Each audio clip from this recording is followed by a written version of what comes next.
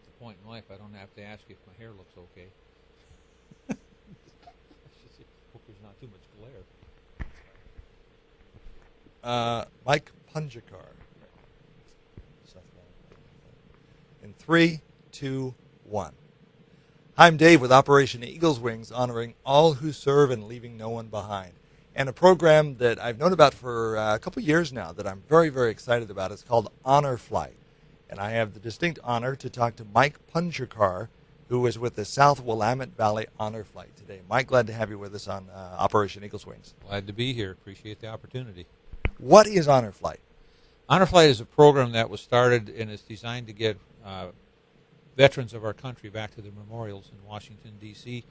The focus for the last several years has been on World War II veterans because of the age.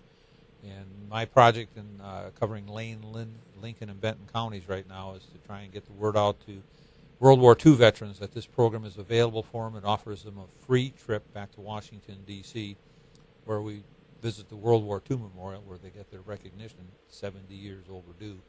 And then we also take them while we're back there to the Korean and Vietnam War memorials, Lincoln, FDR memorials, Army, Navy, Marine Corps memorials, and we end up at Arlington National Cemetery. In fact, on Saturday the 13th of October, we'll be witnessing the 4 p.m. changing of the guard at the Tomb of the Unknowns. It's a full trip, and it's tiring for these veterans, but I went in June with a group of 60 out of Portland and Bend area. The adrenaline gets going, and they do it. I mean, we have veterans in wheelchairs, and we have guardians that go along to help the veterans and stuff, and most of them, very humble, will say, we don't deserve this, we were just doing our job. But at the same time, when you see the look on their face and in their eyes as the public acknowledges the service that they gave to their country, they appreciate it, I think, more than they can express. Now, there's a time factor here on the Honor Flight program because World War II veterans are getting pretty old. And so one of the things we encourage, if you're looking for a veterans organization to donate to or to help out, I would strongly encourage Honor Flight because World War II veterans are about how old now? In their upper 80s? Most of our World War II veterans on the October flight, I've actually got 2 groups going, and I would say the average age is 90 years old. The youngest veteran that's called me in the last 6 months is 85, and he said he lied about his age. He was 15 when he enlisted in the Navy. The oldest gentleman I talked to on the group is 96. So it's a time-sensitive program because these veterans, just the reality of nature, we're losing 1,100 to 1,300 World War II veterans a day across the country, over 40 a day right here in the state of Oregon. So Honor Flight is a way to get World War II veterans back to Washington, D.C. and see the honor that has been bestowed upon them by a grateful nation. And the World War II veteran, that genre of military service, they've been described as the world's greatest generation because they actually saved this planet from tyranny and oppression from the Axis powers. We'd all be speaking German or Japanese or Italian if it weren't for them. It's a very humble generation. In talking to most of these veterans, they'll say, we just did our job, kind of did what they had to do. And if most of them I'm finding are very much like my father, who passed away 6 years ago, and he was a radio operator on a B-17. Growing up, I'd never heard that much about what he did. I knew he served on a B-17. We watched the old TV series 12 O'Clock High, and every once in a while there'd be a triangle A on the tail of one of the B-17s, and that was my group, that was my group. Well, when he was 79 years old, I took him on a fishing trip. He lived in Wisconsin, where I was born and raised. I went back, took him fishing, and on the way back from the fishing trip, all of a sudden he just opened up and started saying, I remember when I enlisted in the Air Corps in 42, and he talked for an hour solid, had me laughing, had me crying. Finally told him, I said, Dad, these stories need to be recorded so we can remember them. And I asked him to cut a tape over the winter months and just pretend I'm sitting at the kitchen table with him and share the stories. And 6 months later, a tape showed up. Well, I promised him I would transcribe that tape so the family would always remember what he did. And 2 years later, I still hadn't played the tape. I was working full-time, and cancer took him, so he was gone. So I've got a tremendous gift in the tape that I can listen to him talking to me. But I did transcribe it, and I had 12 pages typed up and 100 questions I couldn't ask him anymore. So I got on the Internet. I found the 91st Bomb Group had a website, made contact with their web ring, just started what turned into being a 3-year project, and my 12-page transcript is now a book, A Promise Kept, with over 200 black and white photos and stories of not just my dad, but 7 other veterans. Unfortunately, again, the age of these veterans is such that last November, when I released the book, 5 of the 8 veterans, including my father, had already passed away. But working on that book and getting to meet a lot of veterans around the country as I did my research work is what led me finally. A friend of mine in Wisconsin went on one of these honor flights, and from back there, they fly there in the morning and come home at night. It's a pretty simple procedure. West Coast, the logistics are a little more challenging. But I made the decision, well, I couldn't get my dad back there to get his recognition. I was going to work as hard as I could to get other World War II veterans back there before their time ran out. So you serve the Mid-Willamette Valley. Mid-Willamette Valley covers how many, and when's your next trip?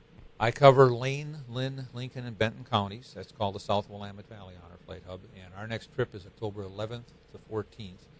I've got 57 veterans that are going on that group. Originally, I had 27, and a company in Eugene, CBT Nuggets. I did a presentation for them a couple of weeks ago, and the owner came up and said, if you can get 25 more vets off your waiting list in October, we'll sponsor the trip. The last 2 weeks have been crazy with trying to put all the logistics together, but we now have a group of almost 100 people, including guardians, that'll meet in Portland on October 11th. We'll fly the 12th to D.C., make the tour of the memorials on Saturday the 13th, and get up early again on Sunday morning and arrive back in Portland about noon on Sunday the 14th. One of the things that we want to do with Operation Eagle's Wings is we want to go on one of these flights.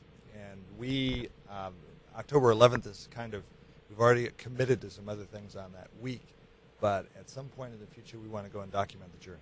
We will be looking at starting flights again in either late April or early May of next year. We do not travel over the winter months. When we travel with these men and women, again, all in their 80s and 90s, safety is one of our primary concerns, and we will not travel when there's ice and snow on the ground. And we also avoid, at least with the West Coast travel because of the length of the trip, the hot and humid summer months. So we typically look at late April to early June, and then again from late September through October to schedule our flights from the West Coast. So in the spring trip, we'd like to go along with you. Happy to have you. And we want to interview the people that are going to honor flight, what's going through their mind. We want to be there in Washington, D.C. when they're looking at the World War II Memorial. Some of the moments are very personal, and we won't interrupt those moments. That's good. But we want to hear their story. And one of the things that we believe we need to document the story and put it on video because we're losing a lot of these guys. We are. And if their stories aren't recorded either in books or on video or on tape, those stories are lost forever. And it's just within the last probably 8 to 10 years that the World War II veterans are finally opening up and sharing a lot of their experiences. Part of it is they don't want to remember some of it. They went through some very horrific situations, as most to this day service people experience in combat. I look back at World War II. Nobody knew what PSTD was in 1945. You know, our veterans came back and they said, well, they have shell shock. It'll wear off. In sharing stories with me about their excitement to go on this trip, and then some of them will just start talking. And some of the experiences they have, it's unbelievable what they went through. And then just came back, expected to get a job, get married, and move on with their life. That's what happened to the World War II veterans. If people want to get involved, want to sponsor Honor Flight, Mid-Willamette Valley Honor Flight, how do they do that? They can either make direct contributions to Honor Flight of Oregon /SWV, South Willamette Valley, and send a check to me, or they can make donations at any Umpqua Bank location. Okay. Mike Punjakar of the South Willamette Valley Honor Flight Program. Thank you for being with us today on Operation Eagle's Wings. Appreciate the opportunity to be here. Thank you. I'm Dave Adams. This is Eagle TV, Operation Eagle's Wings, honoring all who serve and leaving no one behind.